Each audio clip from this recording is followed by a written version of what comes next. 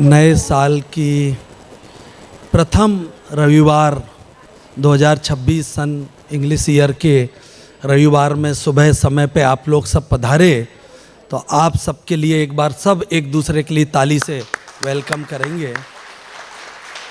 जीवन आदर्श उत्कर्ष परिषद विगत 13 वर्षों से ये मेडिकल सेमिनार आयोजित कर रहा है और आप लोगों के सहयोग से, आप लोगों के आशीर्वाद से और आप लोगों की समयबद्धता से हम ये प्रोग्राम हर बार आपके सहयोग साथ से समय पर ही शुरुआत करते हैं और समय पर समाप्त करते हैं। जीवन आदर्श उत्कर्ष परिषद का एकमात्र उद्देश्य ये है कि सिर्फ एंड सिर्फ आपके स्वास्थ्य के लिए हम लोग गाइड करें और एक तरह का ये एक ऐसी संस्था है जिसमें कोई भी इसमें कमर्शियल या व्यावसायिक तरह का उद्देश्य नहीं है। पूर्णतः इसकी जो भी एक्टिविटी होती है वो निःशुल्क होती हैं। विशेष रूप से इस चीज़ का बिल्कुल खातिरी है और इसी के अंतर्गत हम लोगों ने जीवन आदर्श उत्कर्ष परिषद में डॉक्टर भीकम चंद जी प्रजापति की व्याख्यान माला करीब 12 से 14 साल हम लोगों ने चलाई। भाई जी आज भी जोधपुर में हैं। इस साल प्रयास करेंगे कि उम्र की अवस्था के कारण उनकी ट्रैवलिंग की अनुकूलता नहीं होती है, फिर भी प्रयास करेंगे कि 2026 में एक प्रोग्राम पुनः डॉक्टर भीकम चंद जी प्रजापति जी भाई जी का अपन अवश्य करें। आज हमारी संस्था के वरिष्ठ सदस्य हमारे बड़े भाई निर्मलेश जी यार हमारे बीच में नहीं हैं। वो इस जीवन आदर्श उत्कर्ष परिषद की आत्मा ही नहीं सब कुछ थे, हमारे मार्गदर्शक थे, पथ प्रदर्शक थे। भाई साहब की जो बैकुंठवास दिवाली के तुरंत बाद हुआ और वो एक बहुत ही अलग इंसान थे, बहुत अलग आत्मा थे। निस्वार्थ भाव से सर्व समाज के लिए कैसे अपना उन्होंने जीवन व्यतीत किया और सबके लिए सेवा भाव में रहे। और मेरे ऊपर तो बड़ा विशेष उपकार था कि मैं जो आप सबके बीच में खड़ा हूँ और कॉन्फिडेंस से खड़ा हूँ और बगैर लिखे पढ़ी के बोल पाता हूँ, उसमें भाई साहब की देन है। किसी व्यक्ति को सिखाने की तरीका ये होती है कि अगर साइकिल सीखनी है तो 2 से 3 बार 4 बार आपको गिरना ही पड़ेगा, घुटने छीलना ही पड़ेगा। स्विमिंग अगर आपको करनी है तो आपको 2-4 बार पानी पीना ही पड़ेगा। ऐसे ही वो सिखाने का उनका अलग तरीका था। हम लोग विनय भाई और हम जब चिंता करते थे भाई साहब आए नहीं, प्रोग्राम कैसे चालू करें, और वो बोलते थे मैं आ रहा हूँ आप चालू करो, मैं आ रहा हूँ। और वो इंटेंशनली 10 से 15 मिनट लेट आते थे कि आप मजबूरी में समय पर कार्यक्रम चालू करो। आज मेरे ऊपर तो बहुत बड़ा उपकार है। उनकी आत्मा के लिए हम 1 मिनट का मौन खड़े होकर अपनी अपनी जगह पे करेंगे निर्मलेश भाई साहब के लिए।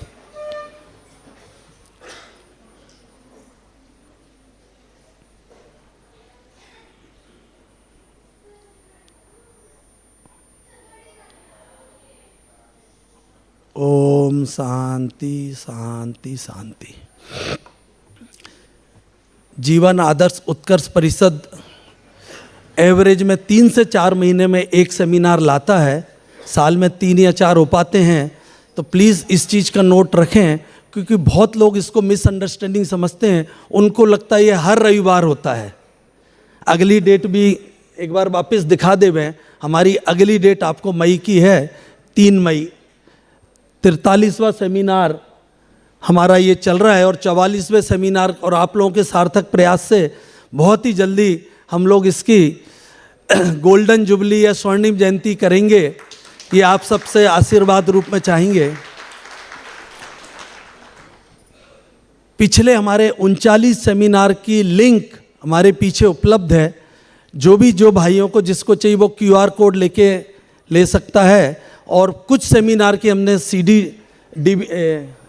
पेन ड्राइव तैयार की हैं जो न्यूनतम शुल्क DVD के कॉस्ट पे ही उपलब्ध हैं। बहुत लोग बोलते हैं कि इसको लाइव क्यों नहीं दिखाते हैं YouTube पे। हमने प्रयास किया था लाइव दिखाने का, मगर उसमें यह हुआ कि हमारे ही अपने ही परिवार के लोग घर बैठ के लाइव देखने लगे। नहीं, हंसने की बात नहीं है, उनकी जगह वो सही है। तो हमने पास दो रास्ते थे, या तो हम इसको वेबिनार के माध्यम से घर पे लाइव दिखाएं या फिजिकल दिखाएं, जो आप लोग आज साक्षी हैं। यहाँ आके दिखाने का उद्देश्य वही है कि एक आप जिस भगवान को, जिस मंदिर को या जिसको गॉड को मानते हैं, एक उसके वहाँ जाके दर्शन करना और एक टीवी में करना, उतना ही अंतर है। यहाँ जो सबकी पॉजिटिव एनर्जी, सबके सकारात्मक सोच, सबकी कोहेसिव एनर्जी, सबके भाव मिलके इसको जीवंत बना देते हैं। इसलिए हमारा प्रयास रहता है कि हम इसको ऑफलाइन ही रखें। बिल्कुल रिकॉर्डिंग हर सेमिनार की होती है। कुछ सेमिनार पिछले 39 सेमिनार की QR कोड वहाँ अवेलेबल है, फ्री में लिंक उपलब्ध है। उसमें बहुत इम्पोर्टेंट सेमिनार्स हैं। आपकी लोगों की जानकारी के लिए कि ये सेमिनार की प्रेरणा हमारे सूरत के न्यूरो फिजिशियन सुप्रसिद्ध डॉक्टर अनिरुद्ध दाप्टे की प्रेरणा से 2012 में शुरू किया था। आज भी वो यहाँ उपस्थित हैं। हर सेमिनार में वो ये सेमिनार क्यों करते, उसका उद्देश्य के बारे में जानकारी देते हैं। और आज उनके ही प्रयासों से और उनके ही मार्गदर्शन में हम लोग डॉक्टरों का सिलेक्शन करते हैं। तो इस चीज़ की बहुत खातिर है कि इस प्लेटफॉर्म पे जो भी आएगा वो बहुत मंथन करके गुण विचार पे आएगा। बहुत लोग हमारे पास रिकमेंड करते हैं, साहब इसका डॉक्टर का करो, उसका करो, और हमारा प्रयास रहता है हम डॉक्टर्स को ढूंढ के लाते हैं। हम लोग ऐसे डॉक्टर को प्रस्तुत करते हैं जिसको हमको ढूंढ के लाना है। इसी कड़ी में हमने पिछली बार जो डॉक्टर कमलेश दवे का किया था, जो यूके छोड़ के सिविल हॉस्पिटल में मनोचिकित्सक के रूप में सेवाएं दे रहे हैं, ऐसे कई सारे डॉक्टर हम ढूंढ के लाए। आज उसी के अंतर्गत में हमारा जो सेमिनार है उसमें डॉक्टर RN वर्मा, जो भाभा एटॉमिक रिसर्च सेंटर्स के एक्स एम्प्लॉय रहे, 18 साल ह्यूमन एनाटॉमी पे उन्होंने, विनय भाई उनकी डिटेल देंगे। उसी के साथ एक कहावत है अपनी हिंदी में, सोने पे सुहागा, अंग्रेजी में है आइसिंग ऑन द केक। उसी के अंतर्गत हमने एक और बहुत ही सुप्रसिद्ध व्यक्तित्व दिल्ली से डॉक्टर GS सोनी जी को बुलाया, विशेषकर उनके 15 मिनट के व्यक्तित्व के लिए, जो 65 साल से अपनी सेवाएं दे रहे हैं, और उनके बारे में भी पुनः विनय भाई बताएंगे। तो डॉक्टर GS सोनी जी का भी विशेष रूप से आभार है कि 86 साल की उम्र में भी आप दिल्ली से पधार कर हमारे को कृतार्थ कर रहे हैं। आपका विशेष रूप से धन्यवाद। कार्यक्रम की शुरुआत दीप प्रज्वलित से की जाती है। मैं विनय भाई और अतुल से बोलूँगा, डॉक्टर आप्टे जी आगे आएँ और हम कार्यक्रम की शुरुआत करें।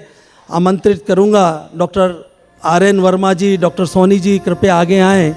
श्री कृष्ण गोपाल जी मुंदड़ा, राम गोपाल जी मुंदड़ा, गजानंद जी मालपानी, ललित भाई अग्रवाल कृपया सब आगे आएँ और दीप प्रज्वलित करके कार्यक्रम की विधिवत शुरुआत कराएं। और विशेष रूप से नवापुर से हमारे नरेंद्र जी अग्रवाल, चार्टेड अकाउंटेंट, जो 10 लोगों को इस सेमिनार की लेके आए हैं नवापुर से और नंदुरबार से, कृपया इस कार्यक्रम को आगे बढ़वाएं। आइए।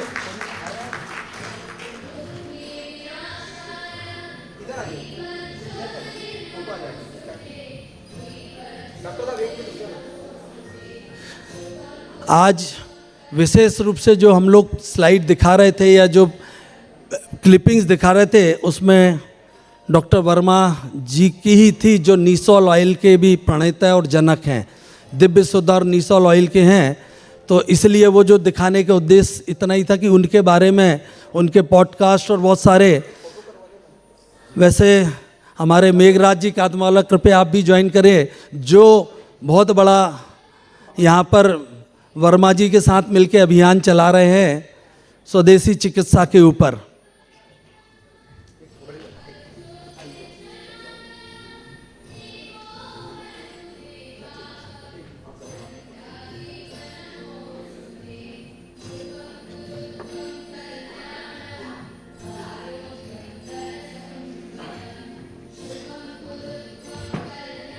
अब मैं डॉक्टर अनिरुद्ध दाप्टे से निवेदन करूंगा कि वो 2 मिनट में ये सेमिनार हमारे श्याम भाई माणिक जी राठी, गिरिजा शंकर जी मारू, श्याम भाई गुप्ता, ये सब ऐसे हैं जो कोई भी सेमिनार, बहुत सारे ऐसे लोग हैं जो एक भी सेमिनार मिस नहीं करते।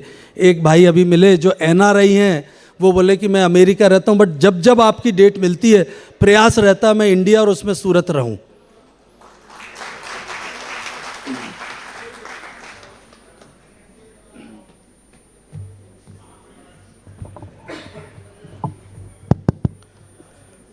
सुप्रभात, नमस्ते।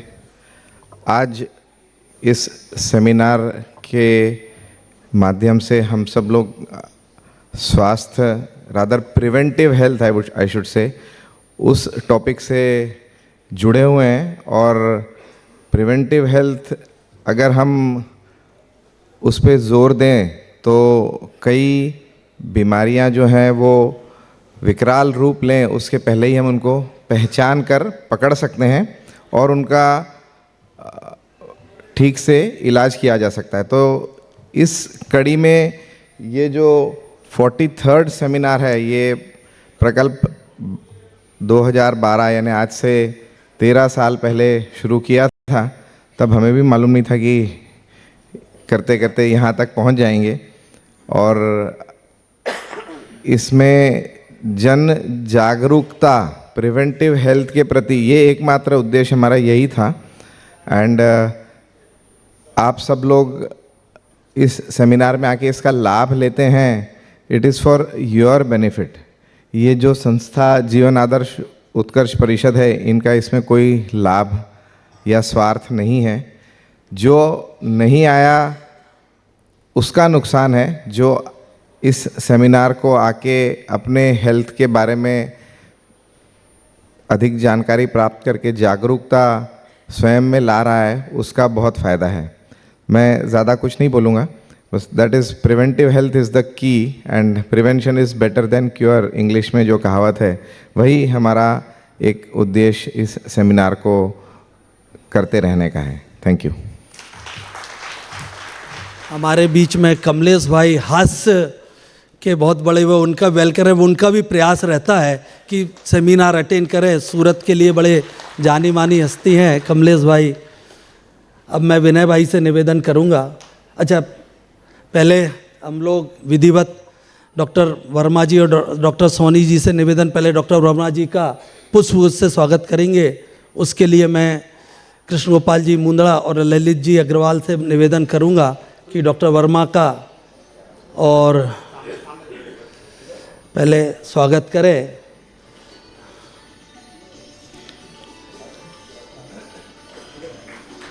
श्याम भाई से मैं निवेदन करूंगा, श्याम भाई गुप्ता कृपया हमारा शील्ड देके सम्मान। वर्मा जी 1-2 मिनट, डॉक्टर अंकल।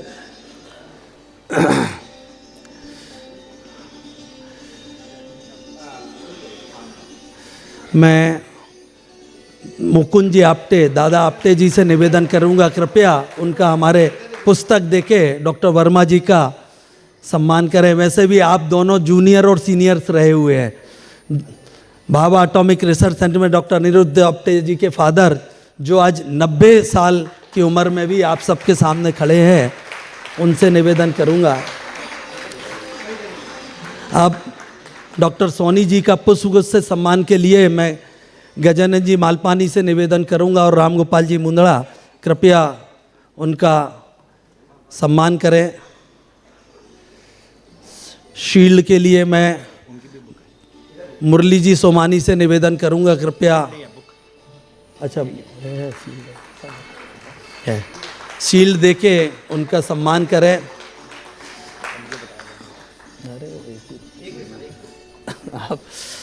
और साथ में हमारे नरेंद्र जी अग्रवाल से निवेदन करूंगा, कृपया पुस्तक देके जो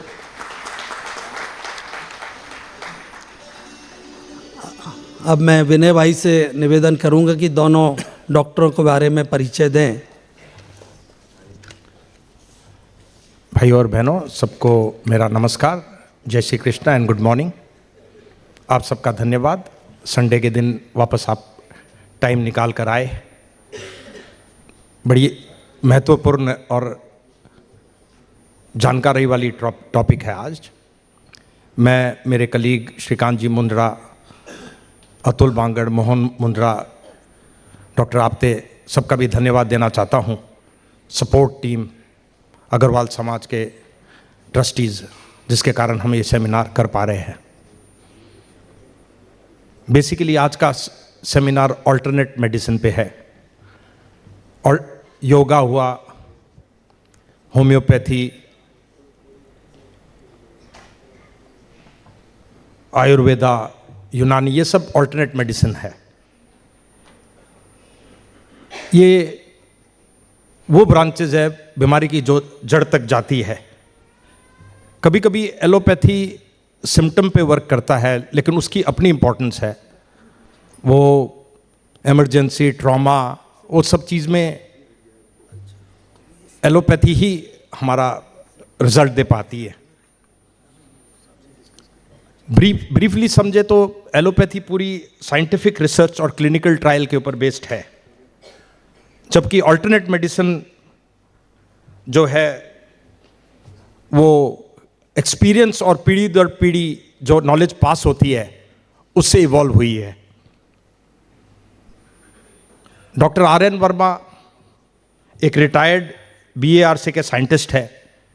इन्होंने एनरिच यूरेनियम पे काफ़ी काम किया है। यूरेनियम की मल्टीपल यूसेज है, मिलिट्री, इंडस्ट्री, मेडिसिन, लेकिन फॉर्चुनेटली इन्होंने उसका मेडिसिनल पार्ट पे काफ़ी लंबा कंट्रीब्यूट किया है और काम किया है। प्रोबेबली वो जो उनकी नॉलेज है वो आफ्टर रिटायरमेंट उनको ऑल्टरनेट मेडिसिन की तरफ ले गई। मेरे हिसाब से वो एक बहुत बड़ा कारण है। वर्मा जी का जब हमने रिज्यूम मांगा तो उन्होंने बहुत ही लंबा दिया, तो मैं बोला इतना लंबा तो मैं बोल नहीं पाऊंगा।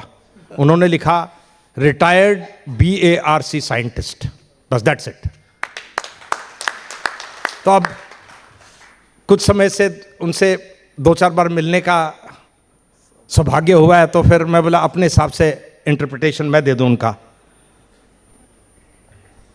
वर्मा जी की कुछ विशेषताएं, उदाहरण ही सबसे प्रभावशाली उपदेश होता है। प्रैक्टिस व्हाट यू प्रीच उनकी लाइफ की फिलॉसफी है। वो जो चीज़ हमको बताएंगे वो सब उन्होंने अपने जीवन में उतारी है। दूसरी बात, किसी एक क्षेत्र में सफलता आपके सोचने के तरीके को बदल देती है। आप एक परिणाम देने वाले व्यक्ति बन जाते हैं। इससे नए क्षेत्र और चुनौतियों को अपनाने का साहस पैदा होता है। यह वर्मा जी में एक्सेप्शनल है, साइंटिस्ट टू ऑल्टरनेट मेडिसिन। इस अवस्था में भी केवल बीमारी का न होना बल्कि वर्षों की सजग जीवन शैली का परिणाम है। स्वस्थ आदतें, संयम, नियमितता और अपने शरीर के प्रति सम्मान, यह सहयोग नहीं निरंतरता का प्रतिफल है।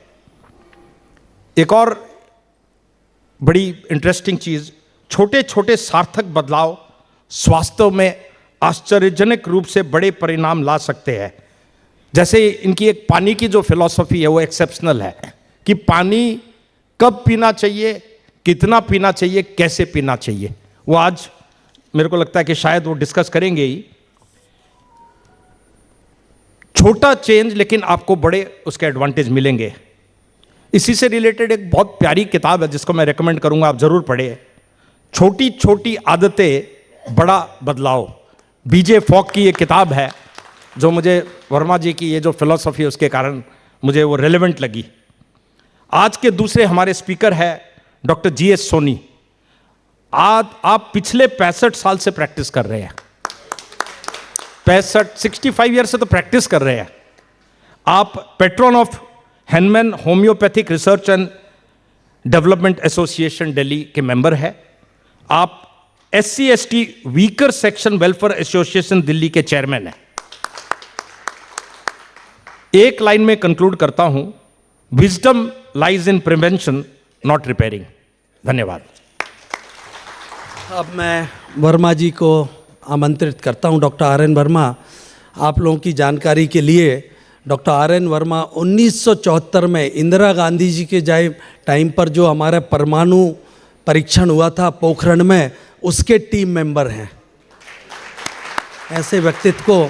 दूसरी बात कि इनको प्राय इनके मेघराज जी कादमा वाले जैसे लोगों ने 2-2 दिन 3 दिन के वर्कशॉप चलते हैं, तो आज प्लीज़ एक रिक्वेस्ट है कि इनको मिनिमम 2 से 3 घंटे चाहिए रहते हैं। बट मैंने निवेदन की आज सिर्फ टेलर दे, तो हो सकता है कुछ टॉपिक कवर होंगे, कुछ रह जाएंगे, मगर अपन प्रयास करेंगे कि पार्ट 2 लाए।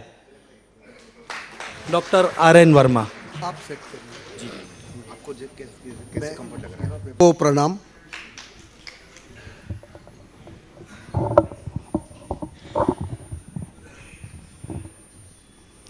आज समाज में हम में से कई लोगों को शारीरिक या मानसिक बीमारी है, उसी से रिलेटेड बात होगी। हमारे जन्म के बाद हमारा स्वास्थ्य कैसा होगा, ये सिर्फ इस जन्म के बाद की जीवन शैली पे निर्भर नहीं करता, बल्कि हमारा ये जो स्वास्थ्य है जन्म के बाद का, इसका फाउंडेशन ये हमारे गर्भकाल में डिसाइड हो जाता है। तो जब जीव मनुष्य माँ के गर्भ में होता है, वो डिसाइड करता है कि जन्म नॉर्मल होगा या बीमारी लेकर, जिसे कॉन्जेनाइटल डिजीजेस कहते हैं, उसके साथ होगा। जन्म के बाद हम जीवन में स्वस्थ रहेंगे या किसी ना किसी रोग से जूझते रहेंगे। ये सारा का फाउंडेशन माँ के गर्भ में होता है। रिलेशन क्या है इनका? तो माँ के गर्भ में बच्चे के विकास के लिए 2 केमिकल बहुत आवश्यक, एक का नाम ओमेगा 3 फैटी एसिड, दूसरे का ओमेगा 6 फैटी एसिड। अगर ये 2 केमिकल ना हो तो ना तो किसी जीव का विकास शारीरिक रूप से स्वस्थ होगा और ना मानसिक रूप से, एंड ओवर एंड अबाउ वो जन्मजात बीमारी माने कॉन्जेनाइटल डिजीज से पीड़ित होगा। अब इनका क्या रोल है? ये बहुत सरल चीज़ें हैं, आप सबों को समझ आएगी, उसी भाषा में मैं बोलूँगा कि जब गर्भ 1 से 6 महीने तक का होता है माँ के गर्भ में, तो उसको ओमेगा 3 ओमेगा 6 फैटी एसिड्स लगते तो हैं, क्योंकि इसेंशियल है। हमारा शरीर जन्म से मृत्यु तक करोड़ों केमिकल बनाता है, लेकिन ये 2 केमिकल नहीं बना सकता। तो इस 2 केमिकल का गर्भ में जीव के पहले महीने से लेकर 6वें महीने तक प्रमाण रेशियो होना चाहिए 1:3, और 6वां महीना लगता है तो इसका रेशियो बढ़ जाता है। क्यों बढ़ता है भाई? क्योंकि 6 महीने तक ब्रेन का विकास खाली 20% होता है, 80% ब्रेन का विकास 7वें, 8वें और 9वें महीने में होता है। और उस समय ओमेगा 3 से ओमेगा 6 9 गुना ज़्यादा चाहिए। 9 गुना ज़्यादा मिलेगा कहाँ से? 7वें, 8वें, 9वें महीने में इतनी तेज़ी से ब्रेन बढ़ता है कि कितना भी भोजन ले लो उससे उसकी पूर्ति नहीं होती, और अगर पूर्ति नहीं कराई तो ब्रेन से रिलेटेड जितने भी डिजीजेस आजकल देखने में आते वो सारे वहाँ होते। अब भगवान की कृपा भी देखिए कि सिचुएशन है 7वां 8वां महीना, रिक्वायरमेंट है ओमेगा 6 जो है 9 गुना चाहिए। कहाँ से आएगा? तो भारतीय समाज में एक बहुत बड़ी चीज़ थी जिसे कहते हैं गोद भराई सेरेमनी। इस गोद भराई सेरेमनी में माँ को, गर्भवती को मेवा, मिठाई वगैरह वगैरह दिए जाते, दूध के पदार्थ। क्यों दिए जाते? क्योंकि हमारी रिक्वायरमेंट है ओमेगा 6 9 गुना चाहिए, काजू में है 55 गुना और बादाम में है 2000 गुना। और ये कारण था कि महिलाओं को, गर्भवती को गोद भराई सेरेमनी कर दी जाती थी। उसके बाद से क्या हुआ कि ब्रेन का विकास बहुत बढ़िया होता था। अब माँ के दूध की देखिए, माँ के दूध में जो रिक्वायरमेंट है 1:9 9 गुना ज़्यादा चाहिए, वो मिलता है। एक और कंडीशन है, जन्म के बाद 1.5 साल तक ओमेगा 6 9 गुना चाहिए। अगर ना मिले तो क्या होगा? तो बच्चा जन्म के बाद जो उसकी बुद्धि का विकास होता वो नहीं होगा प्रॉपर। और एक और विडंबना है कि 1.5 साल के बाद से लेके मृत्यु तक ओमेगा 6 की रिक्वायरमेंट फिर से घट जानी चाहिए, 1:3 होना चाहिए। और ये नहीं होगा। अब मैं पॉइंट पे आ रहा हूँ। अगर जन्म के बाद 1.5 साल के बाद ओमेगा 6 की रिक्वायरमेंट घटाई नहीं तो बच्चा जीवन भर किसी न किसी रोग से पीड़ित होगा, चाहे जो कर लो। और आज का समाज की कुछ बीमारियां मैं बताऊंगा। जैसे महिलाओं की बात करूं, ये सब कंसर्न है। इनफर्टिलिटी, अगर इनफर्टिलिटी से बच गए, एबॉर्शन कई देखने में आते, उससे भी बच गए तो प्री मैच्योर डिलीवरी, उससे भी बच गए तो बहुत कॉमन हो गया आजकल PCOD, polycystic ovarian disease, fibroids, menses problem, urinary track infection, irritable bowel syndrome, arthritis, ये बीमारियां महिलाओं में देखने में आती, लड़कियों में भी देखने में आने लग गई है। उसका कारण फिर से रिपीट कर रहा हूँ कि जब माँ गर्भकाल है उस समय रिक्वायर्ड ओमेगा मिलने चाहिए। पुरुषों की बात करें, जो समाज आजकल जिससे पीड़ित है, प्रोस्टेट आर्थराइटिस कॉमन समस्या है। ऑर्गन्स की बात करूं तो ENT, heart, liver, lungs, gall bladder, kidney, pancreas उनके शिकार हैं, उनके पीड़ित हैं। एलर्जीज महिलाओं में बहुत कॉमन है, अस्थमा, इचिंग वगैरह वगैरह। अगर हम ये ढूंढने जाएं कि भाई ये सारी बीमारियां हुई क्यों, हर एक को प्रश्न उठता है भाई हुई क्यों, तो उत्तर मिलता है। अगर हम आयुर्वेद के एंगल से देखें तो उत्तर मिलता है वात पित्त कफ का असंतुलन हो जाना। और अगर मॉडर्न मेडिकल साइंस के एंगल से देखें तो आंसर मिलता है रिस्क फैक्टर्स। अब रिस्क फैक्टर्स कितनी केयर ले सकते हैं? रिस्क फैक्टर्स माने हमारे द्वारा की गई गलती, जीवन शैली की हो या कोई अन्य हो। अब मेरे साथ डॉक्टर सोनी साहब हैं, इन्होंने दिल्ली में पॉडकास्ट हुआ था, उसमें ये बताया कि कितनी बीमारियां हैं जो मनुष्य को हो सकती हैं, मानव शरीर को होने वाली बीमारियां। उसका आंकड़ा आता है 26,000। और ये फिगर हमारा नहीं है, ये फिगर यूएसए एंड इज़राइल दोनों के जॉइंट वेंचर जिसका नाम है माला कार्टेल, उसके रिसर्च द्वारा ये सिद्ध किया गया कि -50 से +50 डिग्री सेंटीग्रेड तक रहने वाले मनुष्य, इनको क्या क्या बीमारियां हो सकती है। मुझे थोड़ा सा पानी देना भाई। तो पहला ये है मेरा, मैं प्रॉब्लम बताऊंगा लेकिन उसका सॉल्यूशन भी बताऊंगा। तो पहला सॉल्यूशन क्या है कि गर्भवती को लाइटली मत लीजिए।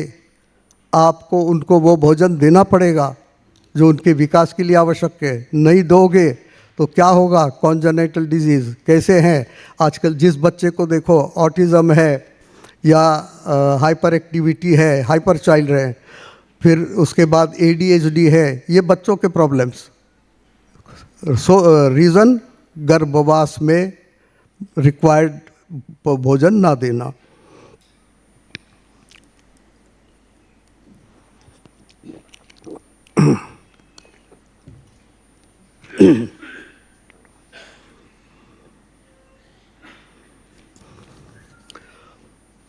अब मैं दूसरे पॉइंट पे आता हूँ।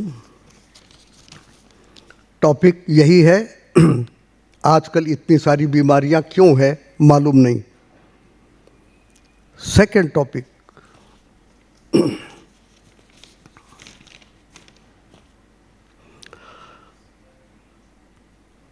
जब बच्चे के शरीर में, गर्भ की बात कर रहा हूँ, गर्भकाल में, गर्भवास में, जब माँ का खून बच्चे के शरीर में जा रहा होता है तो एक चेक नाका रखा है वहाँ, उसे कहते हैं प्लेसेंटा बैरियर। ये प्लेसेंटा बैरियर क्या करता है? तो भाई माँ को इन्फेक्शन हुआ है वो बच्चे के शरीर में ना चला जाए, नहीं तो उसका विकास खराब हो जाएगा। और बच्चा माने क्या है, at the time of fertilisation केवल एक कोशिका, केवल एक सेल है, उस एक सेल में सारा कोड है। शरीर की चमड़ी कैसी होगी, हड्डियाँ कैसी होगी, हार्ट, लंग्स, लीवर, गॉलब्लैडर, बाल वाल सारे उस एक सेल में कोड हैं। तो इमेजिन करिए एक गलती से क्या नुकसान नहीं हो सकता है। तो जब माँ के गर्भ में बच्चे का रक्त प्रवेश कर रहा है तो फिल्टर है, प्लेसेंटा बैरियर क्या करता है, इन्फेक्शन निकाल देता है, अधपचे भोजन निकाल देता है, टॉक्सिन्स निकाल देता है। लेकिन आप कृपया ध्यान से सुनिए, इसीलिए मैं इस पर इधर यहाँ पर आया हूँ। जितने भी प्राकृतिक पदार्थ हैं, ज़मीन में पैदा होने वाले अनाज, दाल, फल, सब्जी, उनके जो भी अंश हैं वो सारे के सारे तो प्लेसेंटा बैरियर क्रॉस करके बच्चे के शरीर में चले जाते। लेकिन एक भी केमिकल जो लेबोरेटरी में बना है और ख़ास करके इस फास्ट फूड, प्रोसेस फूड्स वगैरह में डाला जाता है, वो एक भी केमिकल रोक नहीं पाता प्लेसेंटा बैरियर, माने बच्चे के शरीर में प्रवेश कर ही जाता है। अब ये सोर्स क्या है हमारे प्रोसेस फूड, माने वो जो पैकेट में मिलते हैं, पिज़्ज़ा, बर्गर हैं, कोल्ड ड्रिंक्स हैं, इत्यादि इत्यादि, ये सारे के सारे इनमें कई केमिकल्स डाले जाते हैं। कुछ है स्वाद बढ़ाने के लिए, कुछ है ख़राब ना हो जाए प्रिजर्वेटिव के रूप में, कुछ है अच्छे कलर्स लाएं। अब इन सब का वो सब क्या कर रहे हैं बच्चे पर भी और हम पर भी, उसे देखें।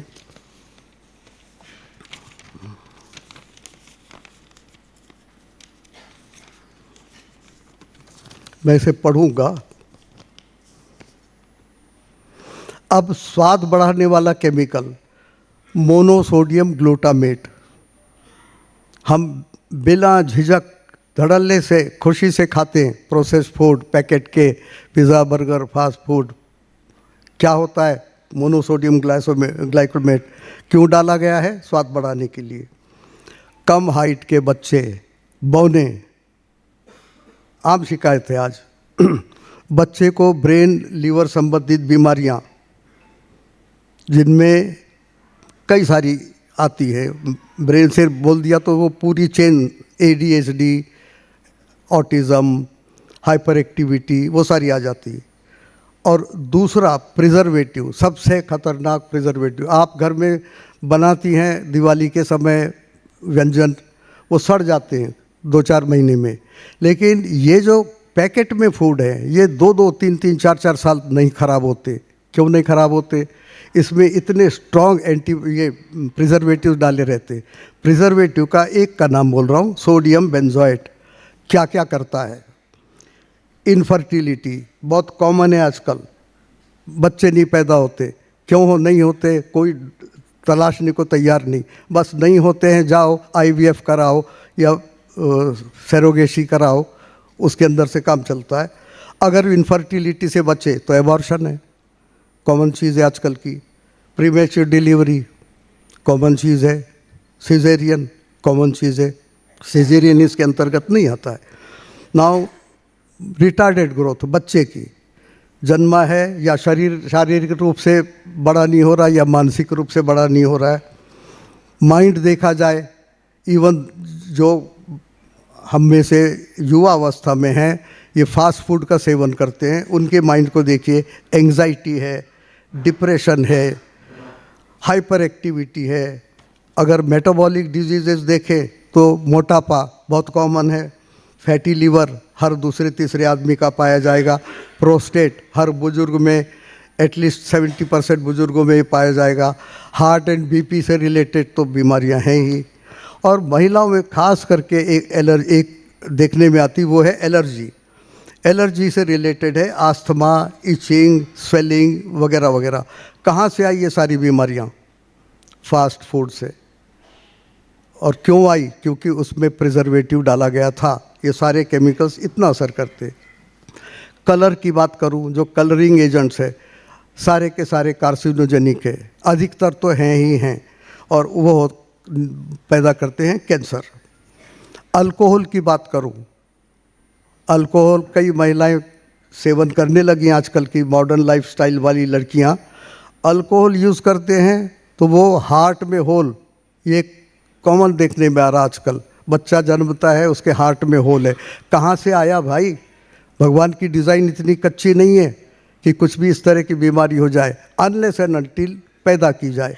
वो पैदा करने वाले ये केमिकल्स हैं।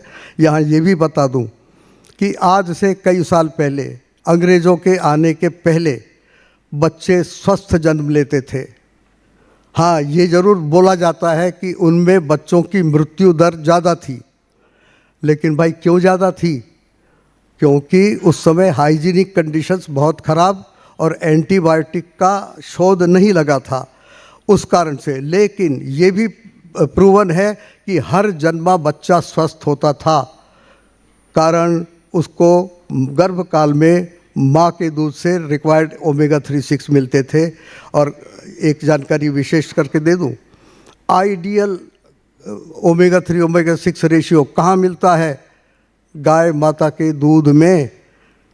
जब तक हम लोग ओरिजिनल भारतीय देशी काव के ऊपर निर्भर थे, बीमारियां नहीं थी। जब ये जर्सी आई, दूसरी हाइब्रिड गाय आई, उसके बाद से माल बिगड़ने लगा। और इवन भैंस का दूध भी खराब नहीं था, उसमें भी स्वस्थ बच्चा पैदा करने की ताकत थी, लेकिन आज वो अवस्था नहीं है। अब एक और चीज़ बोलना चाहूँगा कि बड़े रंगीन पैकेट्स हैं, एक से एक एट्रैक्टिव पैकेजेस, जिसमें बड़ी शान से लोग लेकर के पैकेट खाते हैं। ट्रैवल कर रहे हैं उसमें खाएंगे, कहीं बैठे हैं कहीं जा रहे हैं उसमें खाएंगे। खाओ भाई, शरीर आपका है, लेकिन ये भी जान लो कि वो सब पैकिंग मटेरियल में एक बिस्फिनॉल नाम का केमिकल होता है। डाला इसलिए जाता है कि भाई पॉलीथीन तो नरम चीज़ होती, उसको थोड़ा कड़क बनाने के लिए पैकिंग बिस्फिनॉल डाला जाता है। ये बिस्फिनॉल किस किस में है? Kurkure, chips, toffee, chocolate, biscuits, सारे नमकीन, एप्पी, फ्रूटी, जितने भी पैकेज मटेरियल है इनमें बिस्फिनॉल है। और इससे क्या हो रहा है? बिस्फिनॉल शरीर और ब्रेन का अधूरा विकास। अगर माँ खा रही है गर्भवती, तो उनको ये सोच लेना चाहिए कि खा रही हो आप, मौज कर रही हो आप, लेकिन आने वाले बच्चे को क्या होगा?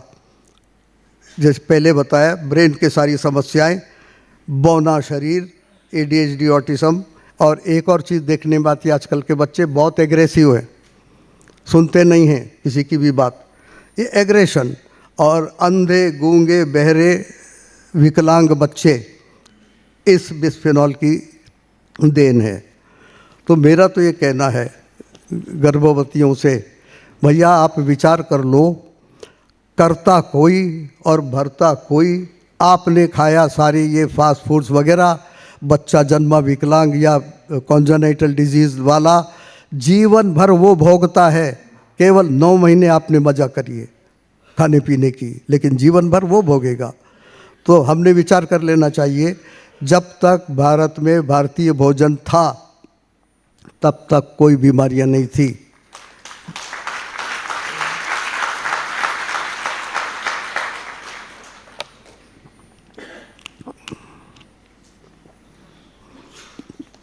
और माफ़ करना, मुझे एक सेंटेंस बोलने की बहुत इच्छा होती है कि भाई जो ये फास्ट फूड, जो अभी सब पदार्थ बताए वो खाती हैं, वो ये सोचे कि वो माँ है कि हत्यारिन, क्योंकि गड़बड़ आपने करी, बच्चा जिंदगी भर भोग रहा है।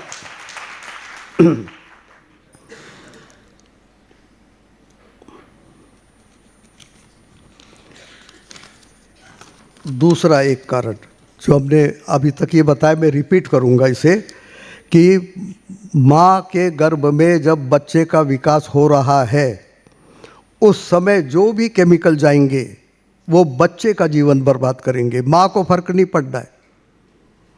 और जैसे ये लिस्ट बताई सारी बीमारियों की, ये क्यों बताई उसके भी रिपीट कर दूं कि माँ के रक्त जब बच्चे में जा रहा है तो वहाँ पे एक प्लेसेंटा बैरियर है, एक चेकनाका है जो सारी चीज़ें, गलत चीज़ें निकाल के बाहर फेंक देता है। लेकिन भगवान को भी नहीं पता था कि ये कलयुगी मनुष्य जो प्राकृतिक रूप से पैदा होने वाली वस्तुएं, अनाज दाल फल सब्जी, उसको छोड़ के ये केमिकल, लेबोरेटरी में बने केमिकल्स भी खाएगी और उसका परिणाम है इतनी सारी बीमारियां। अब ये देखें कि इसके अतिरिक्त क्या है, इन बीमारियों के अतिरिक्त।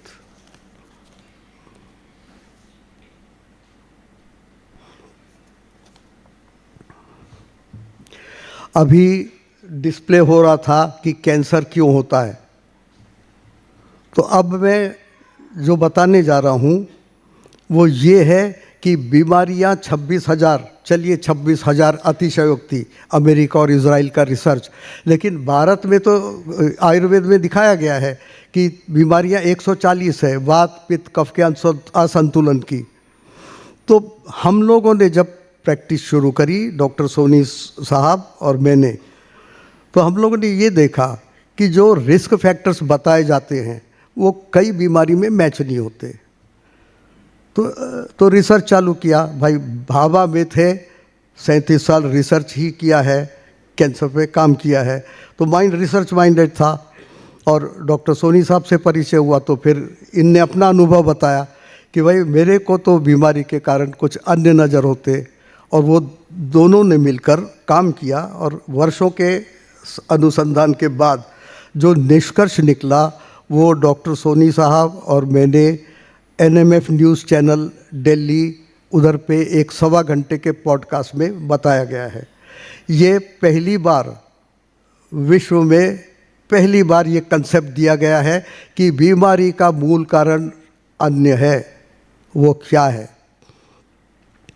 अब ये बोलूं कि आप में से किसी के ऊपर भी एसिड के कुछ बूंदें छिड़क दी जाए, आँख में पड़ गई तो जानलेवा, इतने तिलमिला जाएंगे। शरीर के कहीं भी पड़ जाए एसिड तो वो समस्या पैदा होती।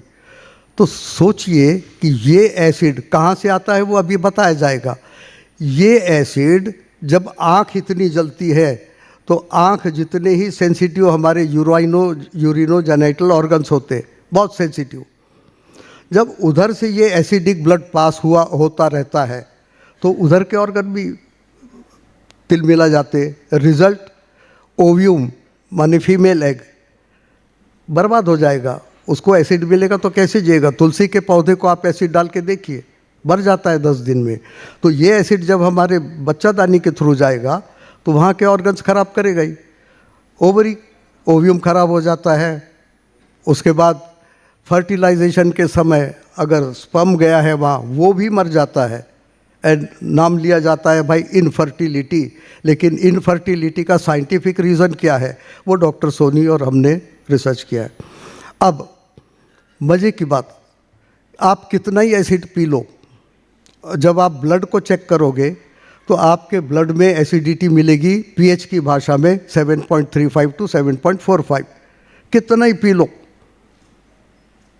क्यों? अगर ब्लड को ही ऐसा ना करती नेचर, भगवान जो भी अगर ऐसा ना करते तो ये सिर से पैर तक सारे अवयव, उसमें ये एसिडिक ब्लड जाएगा तो सारे अवयव खराब हो जाएंगे। क्या होता है फिर?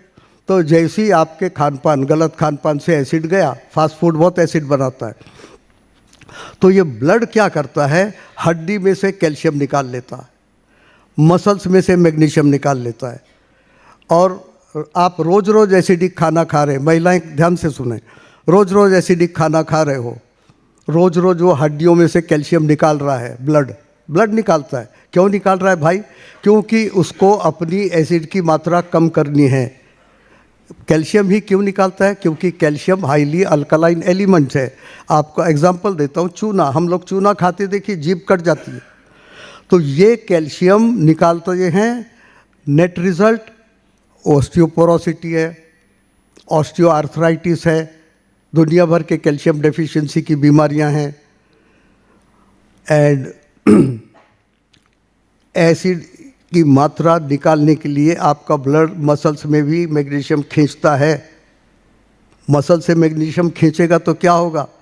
क्रैम्प्स हैं, मस्कुलर डेवलपमेंट ठीक से नहीं होगी। ये एक कारण जो हम लोग के अनुसंधान में आया है कि पहला कारण क्यों हम बीमार हैं। अब ये इस कारण पे हम लोग कैसे आए, तो हमने देखा मनुष्य शरीर पे पहले विचार किया, देखा नहीं यहाँ पे एक बीमारी क्यों होती है, इसका उत्तर नहीं मिलता है। फिर इस अवयव पे आए, हाथ पैर नहीं मिलता है। अंदर आए, heart, lungs, liver, gall bladder, kidney, pancreas, ये सारे जो है इनके टिश्यूज़, तो टिश्यू लेवल पे भी पकड़ में नहीं आई बीमारी। जब हम सेल्यूलर लेवल पे गए, कोशिका, तब हमको समझ में आया कि ये एसिड क्या करता है। हमारे सारे सेल्स, बॉडी के सिर से पैर तक जितने भी सेल्स हैं, उन सेल के अंदर दो चीज़ें हैं जरूरी। एक, आवश्यकता से अधिक भोजन ना जाए, और दूसरा, आवश्यकता से अधिक एसिड ना जाए। एसिड क्या करता है, सारी रिएक्शन अपने बॉडी की एंजाइमेटिक है, सिर्फ एंजाइम्स काम करते हैं हर सेल के अंदर।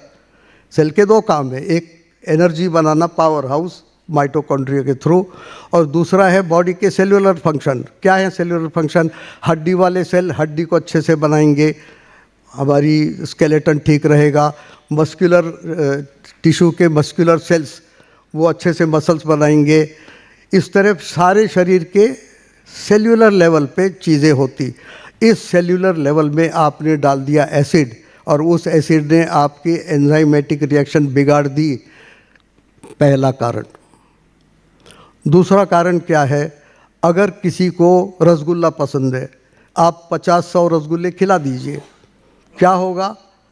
या तो उल्टी हो जाएगी और नहीं तो लूज मोशन होके उसके रास्ते से निकलेगा।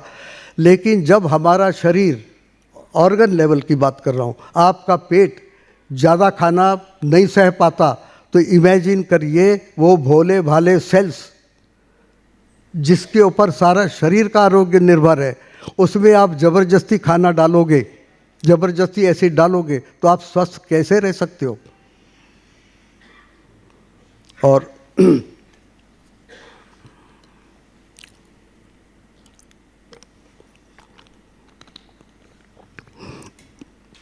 अब इसे साइंटिफिकली एक्सप्लेन करूंगा। Soni ji, may I have the first slide please?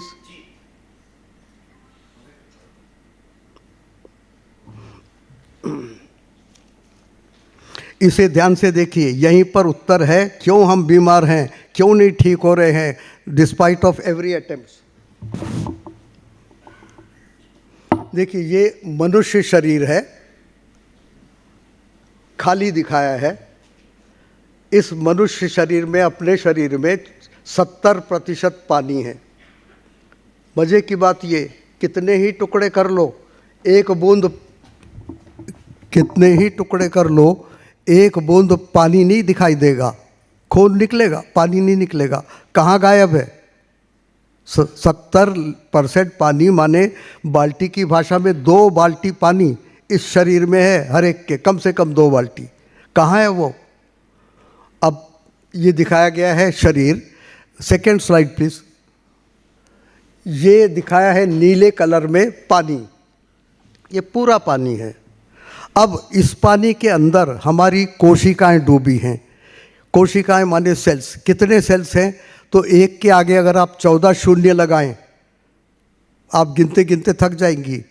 चलिए दूसरी भाषा में बोलता हूँ, भारत के 140 करोड़ लोग, 100 करोड़ लोग पकड़ो, ऐसे 100 भारत, उसके अंदर जितने मनुष्य हैं उतनी कोशिकाएं हमारे शरीर में हैं। Third slide please. ये जो काले काले स्पॉट्स हैं, ये कहीं कहीं दिखाए हैं इसलिए कि हमको ये समझ आ जाए कि उस पानी के अंदर ये हमारे सेल डूबे हुए हैं। लेकिन ये जितने दिखाई दे रहे इतने नहीं हैं। 100 भारत के जितने नागरिक उतने कोशिकाएं होती है। अब ये है हुई सिस्टम। अब देखिए, हम धड़ल्ले से कुछ भी खाइए, कहाँ जाएगा भोजन? पेट से। तो पेट में 1.5 घंटे में कार्बोहाइड्रेट पच जाता है। उसको सबसे पहले ले जाया जाता है लीवर में। लीवर में क्यों ले जाते? तो कार्बोहाइड्रेट ग्लूकोज बनाता है। इतना सारा ग्लूकोज अगर हमारे मेन सर्कुलेशन में डाल देंगे तो सर से पैर तक सारी जगह ग्लूकोज भर देगा, आदमी तो डायबिटिक इमीडिएटली हो जाएगा। तो इससे कैसे बचें?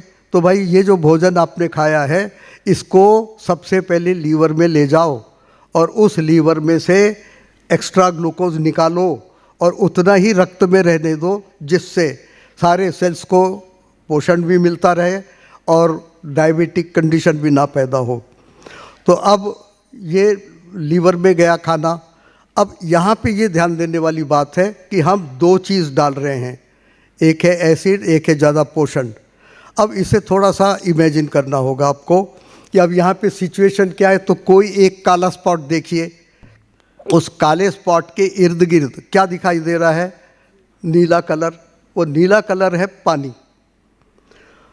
अब इसको आप तालाब समझिए कि ये एक तालाब है मनुष्य शरीर, इस तालाब में पानी भरा है, उस पानी में 100 भारत के नागरिक जितने कोशिकाएं हैं। अब सिस्टम क्या बन गया कि एक कोशिका, उसके आसपास पानी। अब हम जो भी खाते इस तालाब में लाके उड़ेल दिया जाता है। आप अच्छा भोजन करोगे, अच्छी चीज़ें जाएंगी, कोशिकाएं अच्छी हेल्दी होंगी। आप एसिडिक खाओगे, कोशिका में एसिड जाएगा, एंजाइमेटिक फंक्शन बिगड़ेगा। आप व्यसनी चीज़ खाओगे, वो व्यसन भी इसी जाएगा। इसी तालाब में सब ला के डाला जाता है और वहाँ से जो आप तालाब में डालोगे वो आपके सेल खींचेंगे और फिर उस तरह से डिसाइड होगा कि क्या है। तो पाया ये गया है कि हम लोगों ने जो रिसर्च की बात कर रहे थे, डॉक्टर सोनी साहब और मैं, हमने ये पाया कि ये है जड़। इस कोशिकाओं में जो पदार्थ भरोगे बीमारी होगी और सारी बीमारियों का जड़ ये है। अगर ज़्यादा एसिड खाया तो कैंसर होगा। कैंसर की कंडीशन है, लिटरेचर देख लीजिए, मेडिकल लिटरेचर। जब एसिडिटी पीएच की भाषा में 5.5 से नीचे आ जाए तो ये कोशिकाएं पागल हो जाती हैं, इनके एंजाइमेटिक फंक्शन बिगड़ जाते हैं। नेट रिजल्ट सर्दी खांसी जुकाम से लेकर के कैंसर तक की बीमारियां। सर्दी खांसी जुकाम ऑफ कोर्स अलग कारण है, उनके इन्फेक्शन है, बैक्टीरियल, वायरल वगैरह वगैरह। लेकिन जितनी भी बीमारियां मैंने आपको डिस्क्राइब करी शुरू में, जैसे महिलाओं की बात करूं, इनफर्टिलिटी क्यों होती? ये जड़। एबॉर्शन क्यों होता? ये जड़। ADHD, महिलाओं के आर्थराइटिस, ऑस्टियोपोरोसिस, सारी जड़ इधर पर है। तो आपका अटेंशन मैं यहाँ लाना चाहता हूँ, जो भोजन करोगे वैसा आपका शरीर होगा। आपका तो होगा ही होगा, आपके जो आने वाले बच्चे हैं उनका भी होगा। और फिर रिपीट करूँगा, आप ध्यान से सोचिए, आप माता हो या क्या हो। जिस बच्चे को जन्म देते हो वो ज़िंदगी भर भोगता रहता है।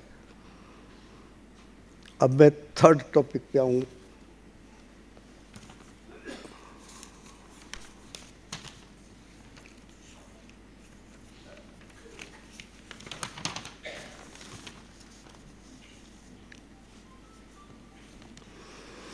अब ये जो हम धड़ल्ले से खाते हैं, कुछ भी खाते हैं, कितना भी खाते हैं, कोई लिमिट तो है ही नहीं। क्या होता है? टॉक्सिसिटी। कैल्शियम खा लो, हाइपर कैल्शियमिया। पोटेशियम खा लो, हाइपर कैलेमिया। उस सब भाषा नहीं बोलेंगे साइंस की। जो भी हम ज़्यादा खाते हैं वो ज़्यादा इस तालाब में पहुंचता है और पहुंचने के बाद बीमारी पैदा करता। कुछ का विशेष करके मैं पढ़ के बताना चाहता हूँ जिससे आप लोग ये समझ जाएं कि ओवर ईटिंग या एक्सेसिव नहीं खाना चाहिए। और ये सारों के सोर्स है आपके होटल और मिठाई की दुकान और बाज़ार और जितने भी दुकानें हैं पैकेज फूड देते हैं, उन सब का है। कार्बोहाइड्रेट ज़्यादा खाया तो उसके सोर्स है कार्बोहाइड्रेट के। मॉडर्न डाइट में bakery products, food, fast foods, cold drinks, नमकीन, होटल फूड। फैट ज़्यादा खाते हैं, उसके स्रोत इनवेरिएबली अगेन बेकरी आइटम्स, क्योंकि तेल तो हर जगह लगता है। अगेन फास्ट फूड, अगेन नमकीन, और उनमें डाला जाता है पाम ऑयल। और पाम ऑयल में जब हमको शरीर में तिगुना चाहिए omega 3 fatty acid, palm oil और जितने रिफाइंड ऑयल में उसमें 180 गुना ज़्यादा है। विचार करिए क्या खाते हैं हम लोग। बोर्ड देखेंगे, लेबल देखेंगे, ऑयल के ऊपर लेबल रहेगा कोलेस्ट्रॉल फ्री, ये धोखा है। एक्चुअल देखना चाहिए ओमेगा 6 का रेशियो।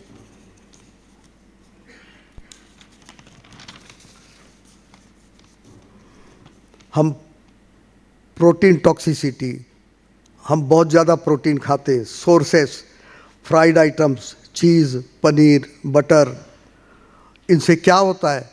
फास्ट फूड, ये kidney, liver, heart cancer, rectum के समस्याएं, ब्रेस्ट के समस्याएं और प्रोस्टेट, ये सारा एक्सेसिव प्रोटीन की रिजल्ट हैं। मिनरल खाते हैं, अगर कैल्शियम ज़्यादा गया तो कैल्शियम स्टोन, किडनी में कैल्शियम स्टोन जिसे और गॉल ब्लैडर में जाएं तो गॉल ब्लैडर स्टोन, इसका एक सोर्स कैल्शियम। लेकिन किडनी वाला तो कैल्शियम और ऑक्जेलेट या दूसरे जो पदार्थ हैं यूरेट वगैरह से। पर ध्यान दीजिए, महिलाओं को खास करके मैं आपका ध्यान आकर्षित करना चाहता हूँ, आपके गॉल ब्लैडर में पथरी खाली कैल्शियम से नहीं बनती, उधर बहुत बड़ा कारण है कोलेस्ट्रॉल। इसलिए उस बीमारी का नाम ही दे दिया गया है कोलिथियासिस। कोलिथियासिस में chole is the short form of cholesterol and lithiasis is the name of stone. Phosphorus, kidney की समस्या है, कई लोग डायलिसिस पे हैं। किडनी को क्या नुकसान करता है एक्सेसिव फॉस्फोरस? एक कहावत है कि किसी से भी दुश्मनी निकालनी है तो 6 महीने उसे कोल्ड ड्रिंक पिला दो। कोल्ड ड्रिंक में बहुत फॉस्फोरिक एसिड होता है, उसकी किडनी बर्बाद हो जाएगी, दोनों किडनियाँ। फिर सोडियम, आजकल की महिलाओं में खास करके, भाई हमको सूजन है, स्वेलिंग है, वाटर रिटेंशन, ये सोडियम की वजह से होता है। फिर हाई बीपी, ब्रेन सेल्स की shrinking, confusion, coma, death. Potassium, heart से रिलेटेड जितनी बीमारियां हैं, कार्डियक एरिथेमिया, मसल वीकनेस। और अब एक और चीज़ पे ध्यान एकत्रित करेंगे। हमारा शरीर केवल भोजन, केवल पानी का बना है, और उस शरीर पे कोई अन्य वस्तु प्रभाव डालती है तो उसका नाम है विकार। हम लोग धड़ल्ले से विकार को पालते हैं। क्रोध, इतना नुकसान, उसकी चेन बोलता हूँ। क्रोध करते हो, करो भाई, शरीर आपका है, मौज से करो, लेकिन क्या होता है उसको भी जान लो। क्रोध करोगे, स्वभाव में क्रोध आ गया तो सबसे पहले होगा हाइपरटेंशन, फिर हाई ब्लड प्रेशर, फिर हार्ट अटैक, उसके नेक्स्ट ब्रेन स्ट्रोक, उसका नेक्स्ट पैरालिसिस, और फिर लाइफ कैसी हो जाती है आप जानते हो। तो क्रोध करने से पहले विचार करो। अभी मैं हूँ यहाँ पे, एंड में मैं डॉक्टर आपटे सर के पिताजी को बुलाना चाहूँगा, अभी नहीं आपको बुलाऊँगा, ये टॉपिक। उसके बाद धड़ल्ले से हम जलन रखते हैं, भाई मेरी साड़ी से उसकी साड़ी सफ़ेद क्यों, मेरी कार से उसकी कार बड़ी क्यों। करो, क्या होता है द्वेष से? सबसे पहले पेट में एसिड बनेगा, कहावत भी है, उसका पेट जलता है आप प्रोग्रेस देख करके। तो क्यों जलता है भाई? क्योंकि पेट में हाइड्रोक्लोरिक एसिड रिलीज़ हो गया है। तो द्वेष करते हो, जलन रखते हो, पेट में एसिड, हाइपर एसिडिटी, उसके बाद पेप्टिक अल्सर, उसके बाद peptic cancer, stomach cancer and मृत्यु। तो करो, जितना आपको द्वेष रखना है रखो। तीसरी चीज़, डर, सबसे भयानक। डर की तो पूरी चेन हमने, डॉक्टर सोनी जी ने अनेकों बार कंफर्म कर लिया है कि यस, सबसे घातक डर क्या होता है। आप सबों में से ध्यान दीजिए अपने अपने को। सबसे पहले डरने वाले व्यक्ति को होगा कॉन्स्टिपेशन, उसके बाद होगा पाइल्स, उसके बाद होगा फिशर, उसके बाद होगा डाइवर्टिकुलोसिस और ulcerative colitis and rectum cancer and death. तो मेरा ये कहना है कि मनुष्य शरीर पे भोजन का प्रभाव तो है, लेकिन बहुत बड़ा प्रभाव जो आजकल की जनरेशन भोग रही है वो है विकार। और हमने बहुत पहले बोला है कि पहले शारीरिक बीमारियां ज़्यादा होती थी, आज मानसिक बीमारियां ज़्यादा देखने में आती है। और उसका कारण है ये तीन, मेनली तीन: क्रोध, द्वेष और डर। अब ये सारा तो बोला गया है कि हमारी हेल्थ क्यों ख़राब हो रही, पर इसका अगर सॉल्यूशन ना दूं तो वो भी ठीक नहीं है।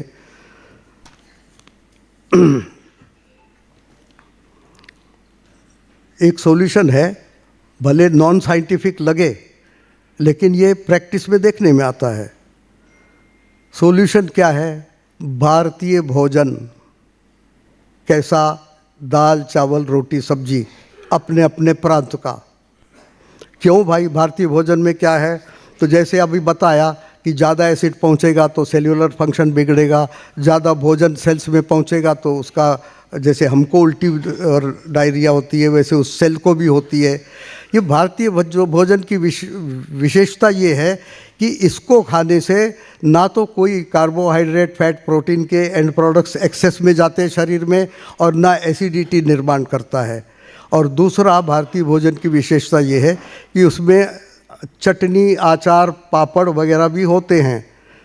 इसका महत्व हमको पहले नहीं समझ आया था, लेकिन जब ये देखा आयुर्वेदिक एंगल से कि भाई मनुष्य को स्वस्थ रहने के लिए उसके वात पित्त का बैलेंस सम रहना चाहिए, और ये जो अचार पापड़ हैं ये 6 के 6 रस प्रदान करते हैं, खट्टा, मीठा, तीखा, कशला वगैरह वगैरह। और ये सब देने के कारण होता ये है कि हमारा वात पित्त का बैलेंस हो जाता है और शरीर में बीमारियां कम होती है। तो इसके अलावा एक चीज़ बोलता हूँ बहन जी, आजकल के ज़माने में इतना आसान नहीं है शांत रहना, हर एक को समस्या है। कैसे रहेंगे? जो अनुभव में आया वो ये है कि शरणागति, ईश्वर की तरफ शरणागति। शरणागति कैसी?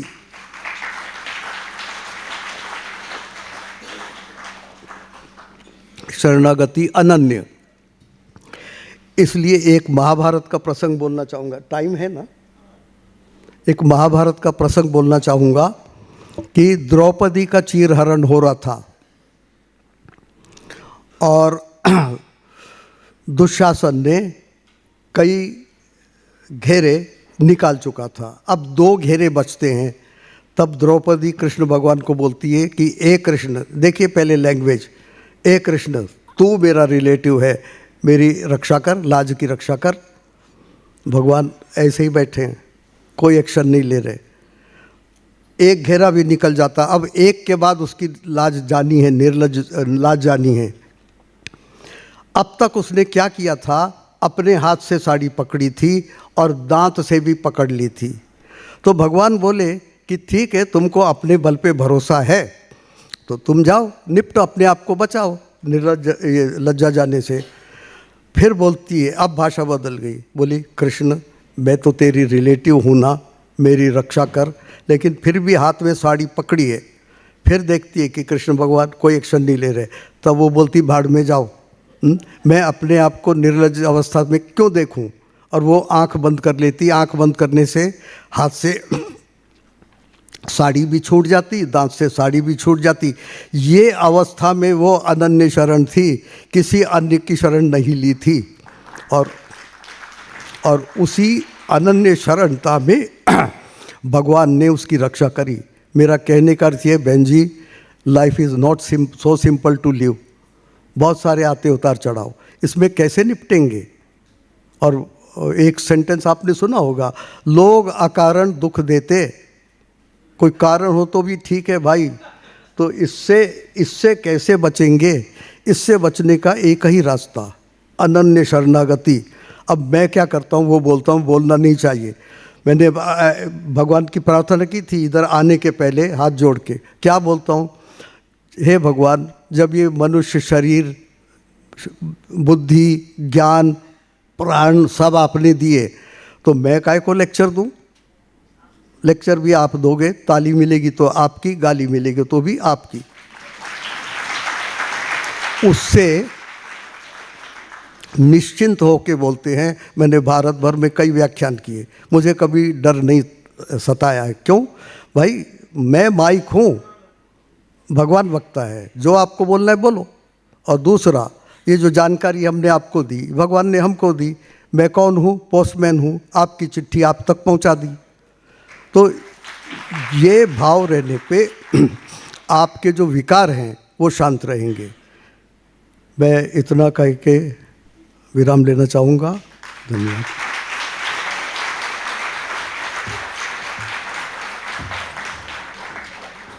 मैं डॉक्टर सोनी जी को निवेदन करूंगा, कृपया डॉक्टर GS सोनी जी आकर अपना वक्तव्य दें।